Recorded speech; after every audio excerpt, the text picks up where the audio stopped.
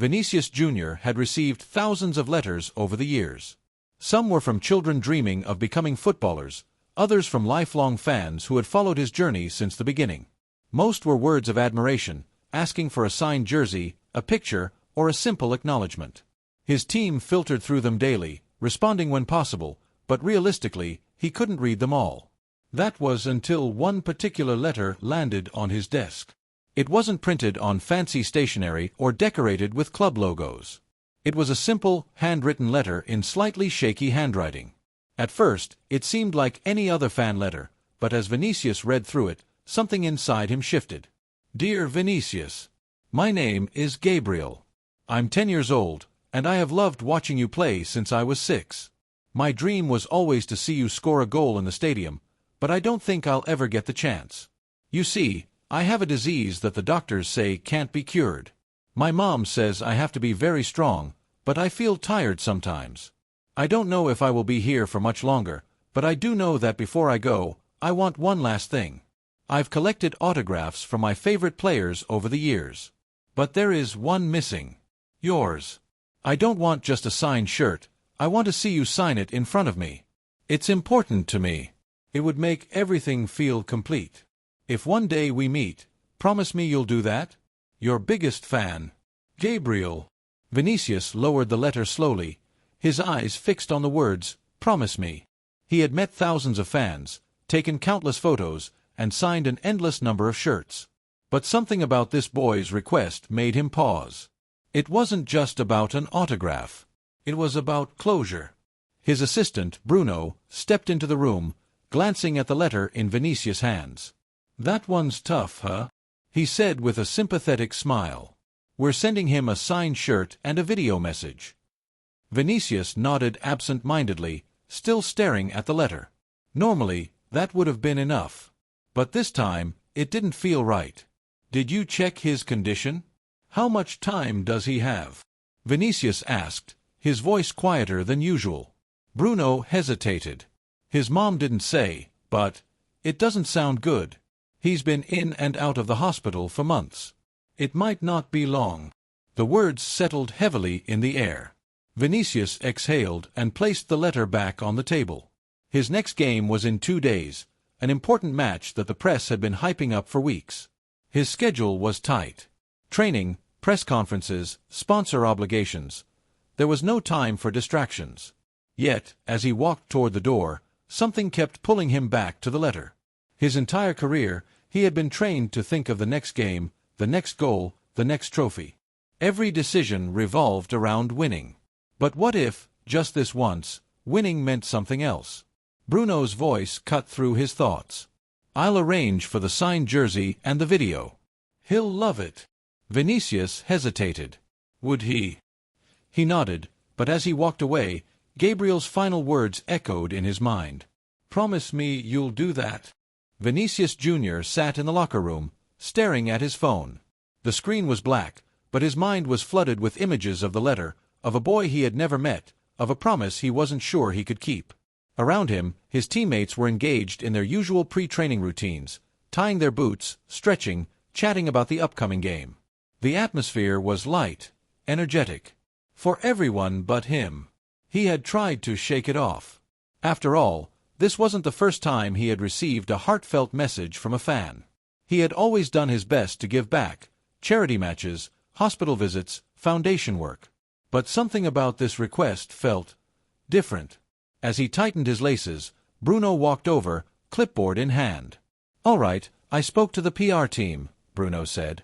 We'll send the signed shirt tomorrow, and you can record a quick message for Gabriel after training.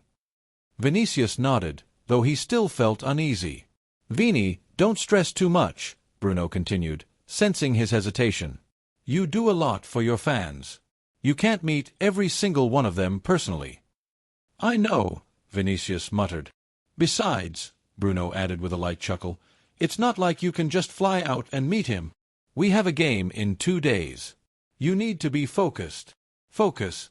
That word had been drilled into his head for as long as he could remember. Focus on the next play. The next goal. The next victory. But what if this was the moment that actually mattered? Later that night, after training, Vinicius lay in bed, the room dimly lit by the city lights outside. He had recorded the message for Gabriel, kept it light-hearted, told him to stay strong, that he was rooting for him. The right words. The expected words. But was it enough? He picked up his phone, opened the Notes app, and typed, "Should I go?" He stared at the words for a long time before deleting them. The next day, press conference. The media room was packed. The upcoming match had been hyped as one of the biggest of the season, and as usual, all eyes were on Vinicius. Questions flew at him about tactics, expectations, rivalries. He answered automatically, his mind elsewhere. Then, out of nowhere, a journalist from the back asked, "Vinicius, you've always been known for your connection with fans. Have you had any touching interactions recently?" He hesitated. The letter flashed through his mind. He could talk about Gabriel. He could tell the world about the boy who only wanted to see him sign a shirt with his own eyes. He could use this moment to create awareness, to show how much football meant beyond the game itself.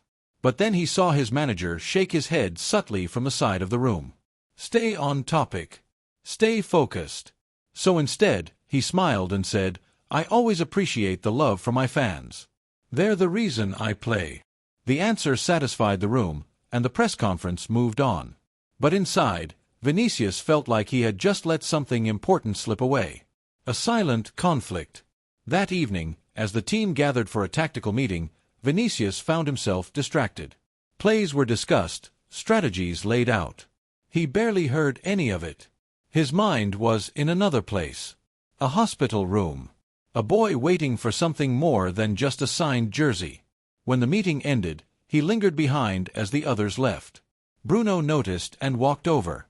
"Everything okay?" Vinicius exhaled slowly. "If I wanted to visit Gabriel," he asked, voice quiet, "when would be the best time?" Bruno blinked, caught off guard.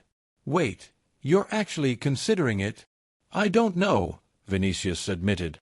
"But I can't get his letter out of my head." Bruno sighed, rubbing his forehead. "Vini, look. I get it. I really do. But think about this rationally. The match in 2 days, the media, the travel. There's no way to fit this in. Not without missing training. Maybe even the game." Vinicius nodded, knowing everything Bruno said was logical. But logic had nothing to do with the way he felt. "Just check how far it is. Just in case," he said, standing up. "And don't tell anyone yet." Bruno hesitated before nodding. As Vinicius left the room, he knew he had a choice to make. And for the first time in a long while, football didn't feel like the most important thing. Gabriel lay in his hospital bed, staring at the ceiling, his small fingers tracing the faded logo on his favorite Real Madrid jersey. The fabric was worn from years of use, but he refused to wear any other shirt. It made him feel closer to the game he loved. Closer to Vinicius Jr. A soft knock at the door made him turn his head. His mother entered, her face carefully composed, but Gabriel had learned to read between the lines. She was tired, not just from the long days spent by his bedside, but from the quiet, unspoken weight of knowing her son's time was running out. "How are you feeling, meu amor?" she asked, sitting beside him and brushing his curly hair gently. Gabriel smiled, always trying to be strong for her. "Better," he said, even though the ache in his bones said otherwise. His mother held his hand, squeezing lightly. "You got another letter today," she said, trying to sound cheerful. "This one is special." Gabriel's eyes widened with excitement as she pulled out a small envelope. She opened it carefully and turned her phone toward him.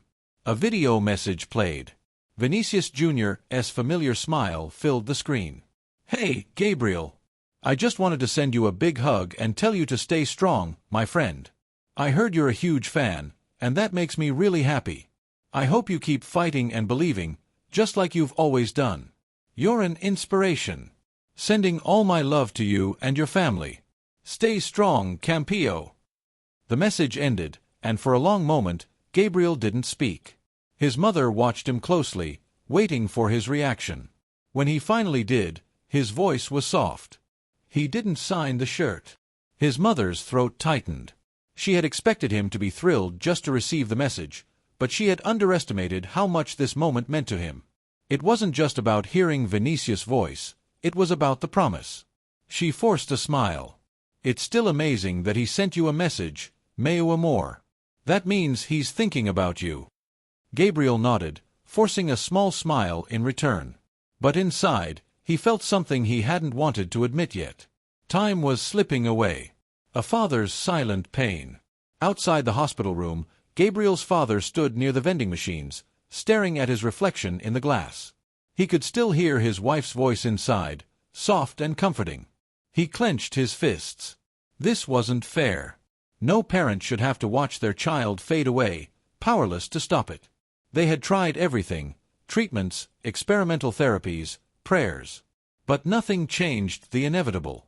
The doctors had stopped giving them time estimates. Just enjoy the moments you have left. That was their way of saying, it won't be long now. He shut his eyes and exhaled deeply. If only he could trade places with his son. If only he could give him one moment of pure happiness before the end. Then, suddenly, an idea struck him. What if Vinicius Jr. didn't just send a video? What if he actually came? His heart pounded at the thought. It was unlikely. Probably impossible. But wasn't it worth trying? Wiping his eyes quickly, he pulled out his phone and began searching for a contact. Someone who knew someone. Someone who could reach Vinicius Jr. directly. If there was even the slightest chance to make this happen, he would take it. The little warrior.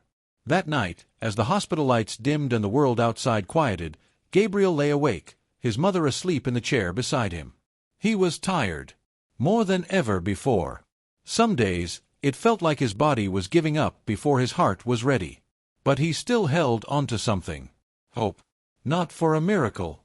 He wasn't naive. He knew his illness had no cure. But he hoped that before the final whistle blew, before his time truly ran out, he would get to see his hero. Not through a screen. Not in a message. But in front of him. And that he would watch as Vinicius Jr. signed the last autograph he would ever collect. Only then, he thought, would his story feel complete. Vinicius Jr. sat in the back of his car, staring at the city lights flickering past the tinted windows. The streets of Madrid were alive, full of movement and sound, yet inside the car, all he could hear was the echo of his own thoughts. Gabriel's letter hadn't left his mind since he read it. He had done what was expected, sent the signed jersey, recorded the video message. It should have been enough. It had always been enough. But this time, it wasn't. Bruno's voice pulled him back to reality.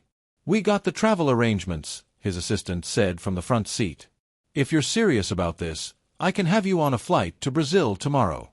You'd be back in time for the game, but it'd be tight." Vinicius exhaled slowly. "And if I miss the game?" Bruno turned slightly, catching his eyes in the rear-view mirror.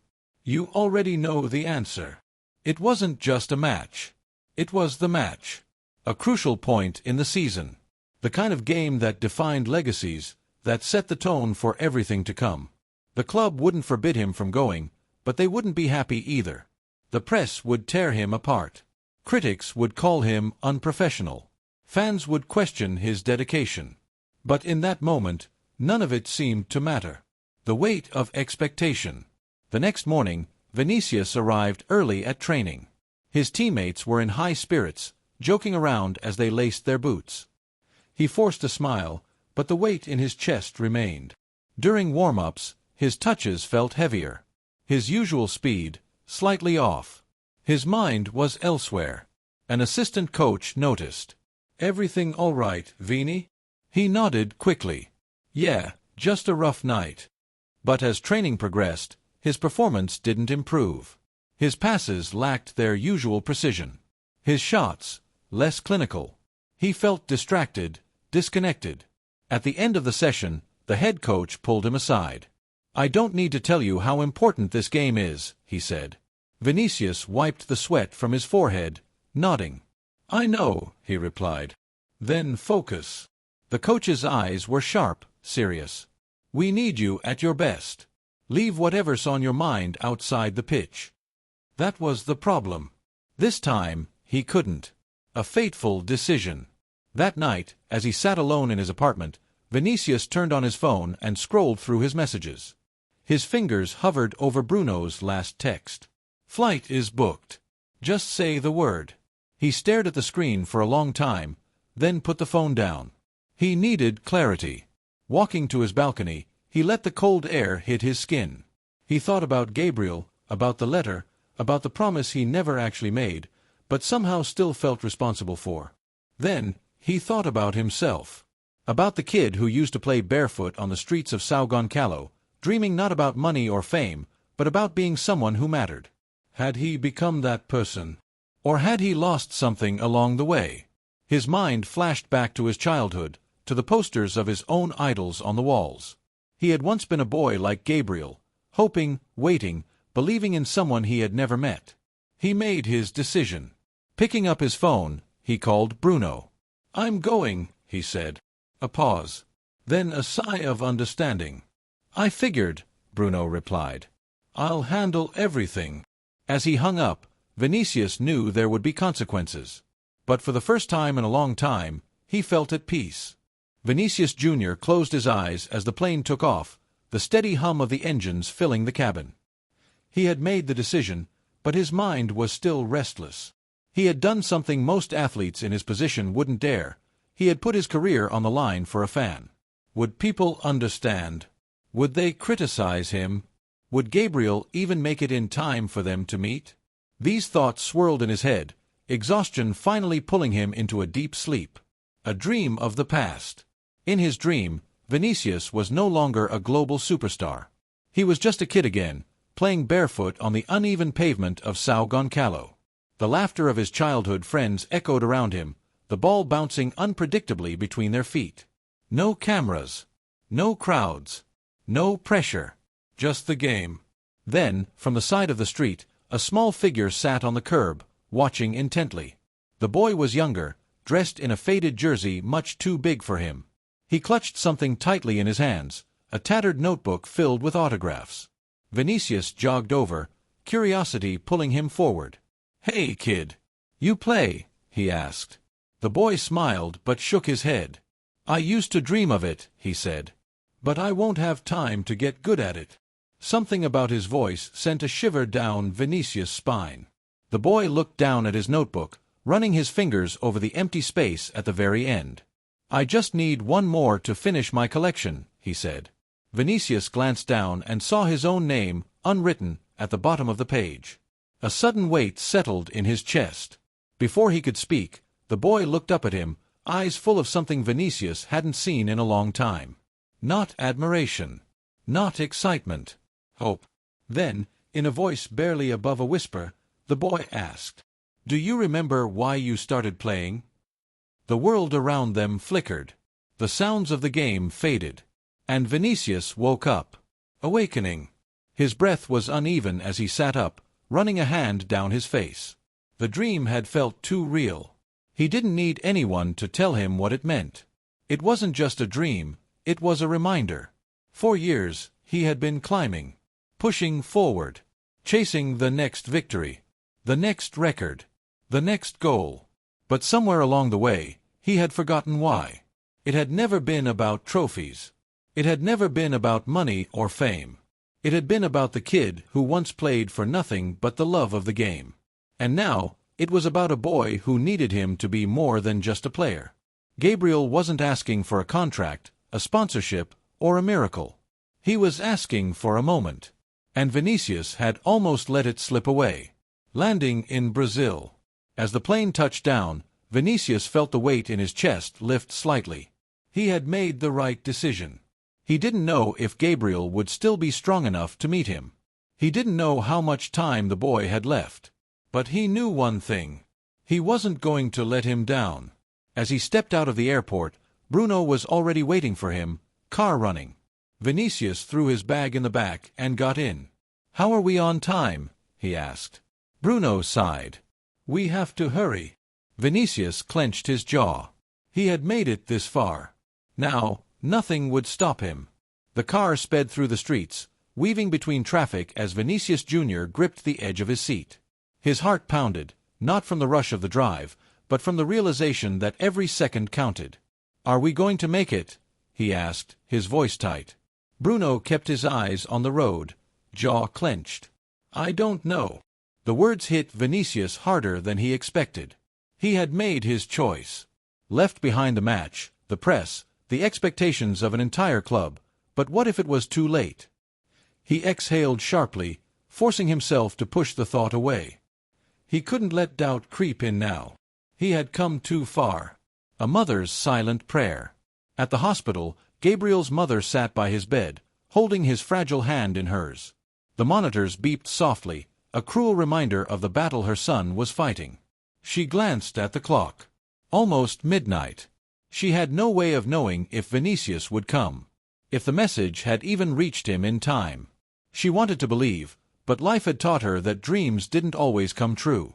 Still, as she brushed a strand of hair from Gabriel's forehead, she whispered a silent prayer. Please, just let him have this moment. Gabriel stirred slightly, his eyelids fluttering open. His lips curled into a weak smile. Is he here? He murmured, his voice barely above a whisper. She swallowed hard, blinking back tears. Not yet, meu amor. Gabriel's gaze didn't hold disappointment, just quiet understanding. It's okay, Mom, he said softly. I know he's busy. She opened her mouth to reply, but the words wouldn't come. She had to keep believing. For him. Racing against time. Vinicius checked his phone.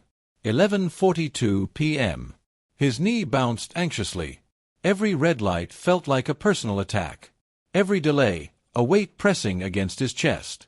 I should have left earlier, he muttered, more to himself than to Bruno. Bruno sighed. Vini, you couldn't have known. But that wasn't true. Deep down, he had known. He had felt it from the moment he read the letter. He just hadn't acted fast enough. The car swerved around a final turn, and suddenly, the hospital loomed ahead. Bruno barely put the car in park before Vinicius flung the door open and sprinted inside. The final stretch. The hospital hallways were eerily quiet at this hour. The fluorescent lights cast a pale glow, the scent of antiseptic thick in the air. A nurse at the front desk looked up in surprise as Vinicius rushed in, slightly out of breath. I'm here for Gabriel, he said quickly. Room. 4th floor, she interrupted, recognizing him immediately. Go. Hurry. He didn't need to be told twice. Vinicius bolted toward the elevator, but the doors were taking too long to open. His patience snapped. He turned and took the stairs 2 at a time. His lungs burned, but he didn't stop. He couldn't stop. Not now. Not when he was this close. The moment of truth. Gabriel's mother heard the rapid footsteps before she saw him. She turned toward the doorway just as Vinicius Jr. burst into the room. For a moment, there was nothing but stunned silence. Then, Gabriel's eyes fluttered open. His breath hitched. Vini. Vinicius swallowed hard, stepping closer. Hey, Campio, he said softly. Gabriel's lips trembled, but the smile that formed was the most genuine thing Vinicius had ever seen. He made it. He wasn't too late. For a moment, no one in the room spoke. Vinicius Jr. stood in the doorway, his chest still rising and falling from the sprint up the stairs. Gabriel's mother clutched her hands to her mouth, disbelief filling her eyes. Even Bruno, standing just behind him, seemed frozen. But none of that mattered, because Gabriel was smiling. His breaths were shallow, his body weak, but the sheer light in his eyes made Vinicius' throat tighten. You came, Gabriel whispered, his voice barely audible. Vinicius forced a grin, though he felt his heart clench at how fragile the boy looked. He stepped forward, pulling a chair closer to the bed, lowering himself so they were eye to eye. I made a promise, didn't I? He said, even though they both knew he hadn't actually promised. Gabriel gave a tiny nod. His fingers trembled as he tried to move, but even that small effort seemed exhausting. Vinicius' gaze flickered to the bedside table. The same old, worn Real Madrid jersey lay folded neatly beside a black marker. Waiting. He picked it up carefully, unfolding the fabric with reverence. I saved the last spot, Gabriel murmured. Vinicius turned the jersey over, and there it was. The white fabric was already covered in signatures from countless players, but in the center, a small empty space remained. The last signature. the one Gabriel had waited for. His fingers tightened around the marker as he uncapped it, the familiar weight of a pen in his hand feeling different this time. This wasn't just an autograph. It was a promise fulfilled. He pressed the tip to the fabric and wrote, "For Gabriel, my greatest fan. With all my heart, Vinicius Jr." The moment he finished, Gabriel exhaled a slow, shaky breath. His fingers brushed over the ink, his touch feather-light. And then, the smile that had flickered on his lips grew wider. "Now it's complete," he whispered. A silent understanding. Gabriel's mother turned away, wiping her eyes. Bruno swallowed hard, looking anywhere but at the bed. Even Vinicius had to blink rapidly, pushing back the sudden sting in his chest.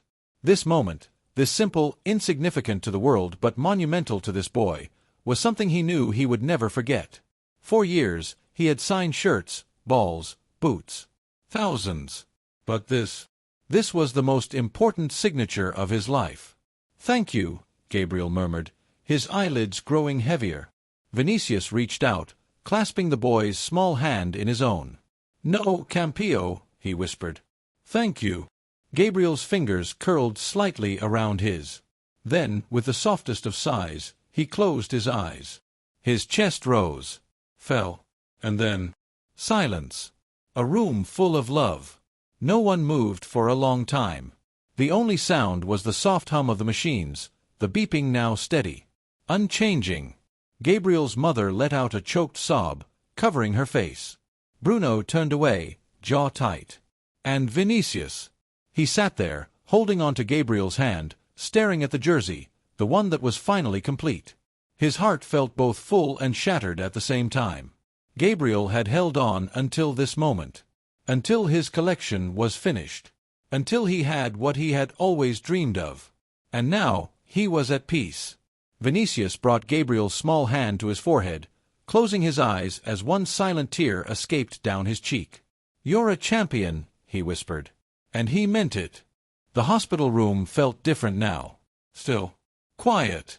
The machines still beeped softly, but they no longer carried urgency. Instead, they played a slow, rhythmic melody, a final lullaby for a boy who had fought longer than anyone had expected.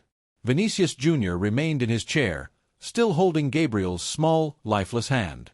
His fingers were cold now, his grip light. Yet, even in the stillness, the boy's face was peaceful. He had waited. He had held on for this moment, for his final wish to come true. And now, he was free. Gabriel's mother let out a shaky breath and placed her hand over her son's chest, her shoulders trembling. A mother's grief had no sound, only depth.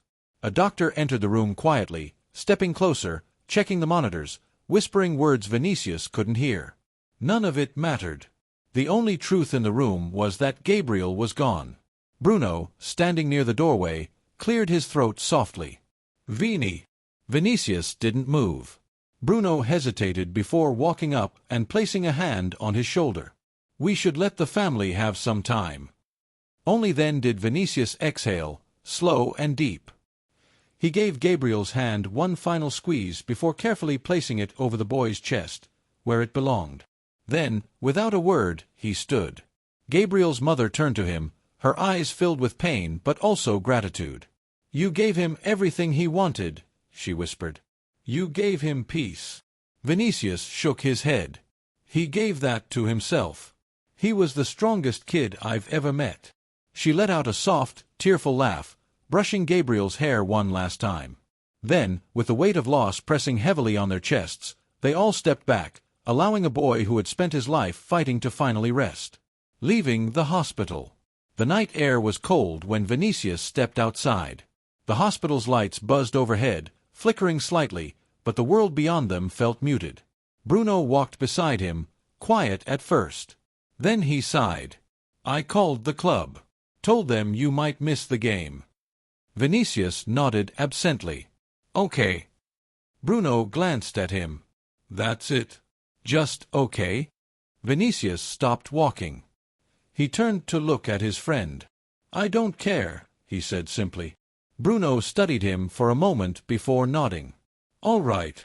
They reached the car, and as Vinicius opened the door, he paused. "What time is the game?" he asked. Bruno checked his watch. In about 16 hours.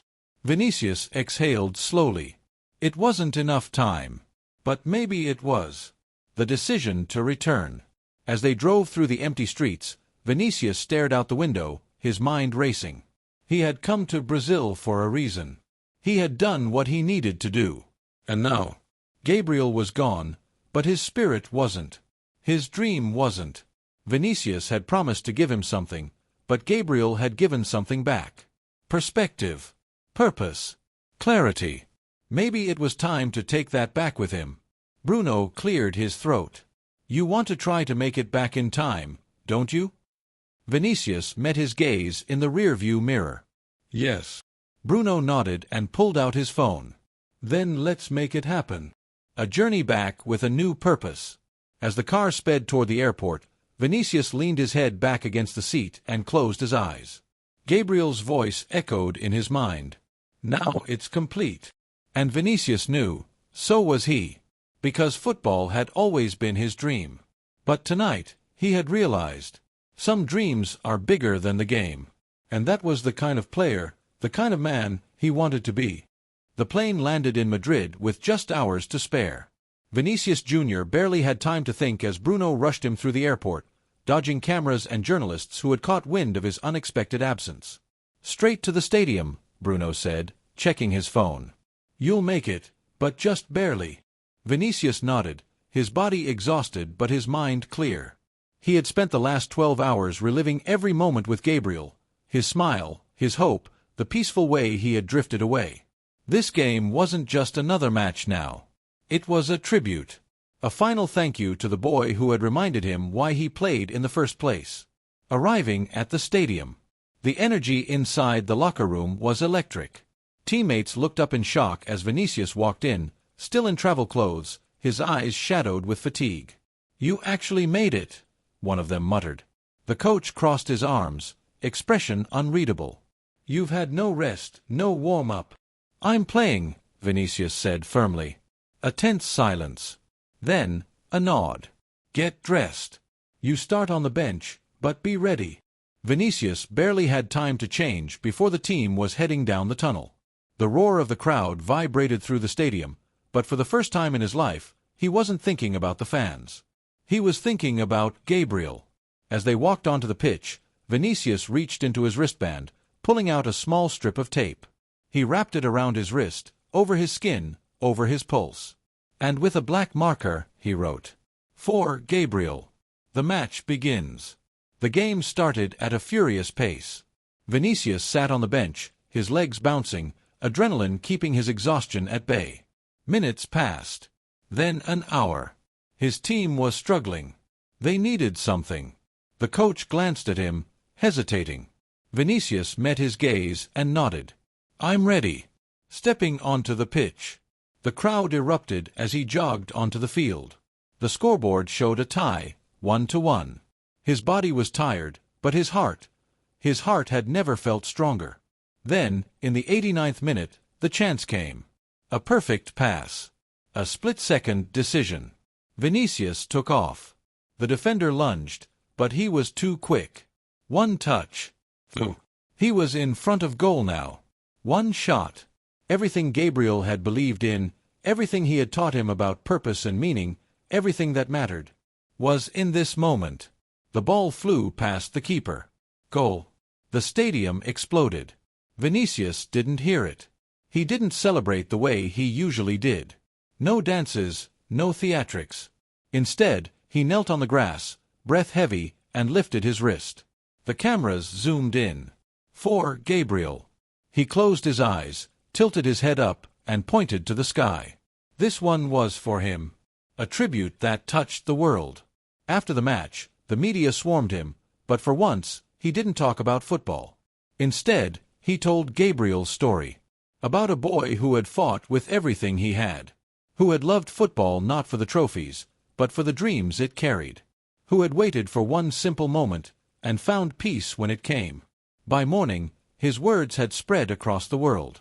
And in a small house in Brazil, a grieving mother watched the interview with tears in her eyes. Her son was gone. But his story would never be forgotten. The morning after the match, Vinicius Jr. sat in his hotel room, staring at the ceiling. His body ached, his mind was exhausted, but his heart felt something new, a quiet kind of peace. The world was still talking about the goal. The headlines weren't about tactics or rivalries. They were about Gabriel. His story had touched millions. Fans flooded social media with messages, sharing their own dreams, their own battles. Young kids posted videos saying they wanted to play football for Gabriel. But for Vinicius, none of that was as important as the small, private message he received that morning. From Gabriel's mother. A mother's gratitude. Her words were simple, but they hit harder than any championship win. Vinicius, I don't have the right words to thank you. My son left this world happy, knowing he was seen, knowing he mattered. You gave him that. Thank you for keeping his dream alive. Vinicius exhaled, pressing his phone to his chest. He had spent his entire career chasing greatness. Chasing records, goals, trophies. But this had been the most important moment of his life. A promise kept. Later that day, he made a quiet visit. No cameras, no press. Just him, standing before a small, fresh gravestone in a quiet cemetery in Brazil. He kneeled, running his fingers over the inscription. Gabriel Souza. 200x. 202x. A dreamer. A warrior. A champion. Vinicius smiled. You got your autograph, he whispered. But I think I was the one who got the real gift. The wind was soft. Peaceful. As if the boy who once waited for him was still watching. Still smiling. Still complete. The legacy lives on. Months later, Vinicius Jr. announced a new project. The Gabriel Foundation. A program dedicated to helping sick children experience their football dreams. Not just with messages or jerseys, but with real moments. With promises that were kept. With the belief that football was never just about the game, but about the lives it touched along the way. And as the first child stepped onto the field, wearing a brand new jersey with Gabriel's name on the back, Vinicius knew. This was his greatest victory. Because some legacies aren't measured in trophies. They're measured in the hearts we change forever.